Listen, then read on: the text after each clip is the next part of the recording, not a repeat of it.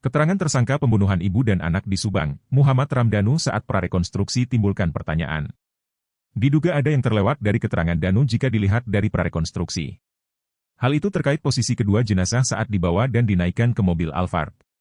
Saat prarekonstruksi Kamis, 1 November 2023, jasad Tuti Suhartini dan Amalia Mustika Ratu diperankan oleh manekin.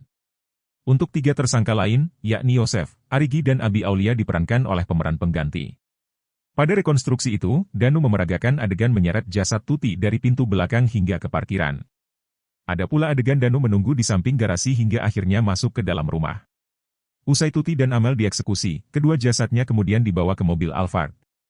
Danu terlihat memeragakan adegan itu mulai dari pintu belakang rumah.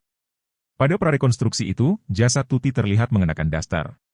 Daster itu masih dalam posisi rapi saat Tuti diseret hingga ke parkiran. Setelah diseret hingga ke parkiran, jasad Tuti kemudian diangkat oleh 4 tersangka. Tuti kemudian dimasukkan ke bagasi mobil Alphard lebih dulu sebelum Amel. Saat diangkat ke bagasi, posisi baju Tuti di prarekonstruksi pun masih tetap sama. Hal itu berbeda dengan penemuan jasad Tuti Suhartini pertama kali pada 18 Agustus 2021. Dilansir dari Tribun Jateng, posisi Tuti saat itu terlentang separuh duduk. Kedua kaki Tuti disandarkan ke dinding bagasi mobil. Tuti juga tampak dipakaikan daster bermotif kotak merah. Daster yang dikenakan oleh Tuti itu tersingkap dari perut ke atas.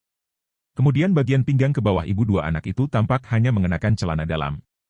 Lalu pada prarekonstruksi, terlihat pula pemeran Yosef menggendong sendiri jasad Amel melalui pintu depan. Terlihat Amel yang diperagakan oleh manekin hanya mengenakan atasan menyerupai daster. Sementara bagian bawahnya terlihat tidak mengenakan apapun. Cukup jauh Yosef menggendong jasad putrinya sendiri dari dalam rumah hingga ke parkiran. Hal itu berbeda dengan posisi Amel saat pertama kali ditemukan. Sebab saat ditemukan, Amel tidak mengenakan baju. Namun Amel mengenakan bawahan panjang berwarna coklat.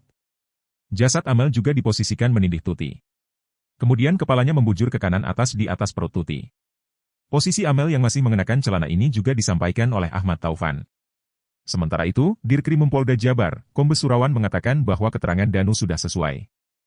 Download Tribun X sekarang, menghadirkan lokal menjadi Indonesia.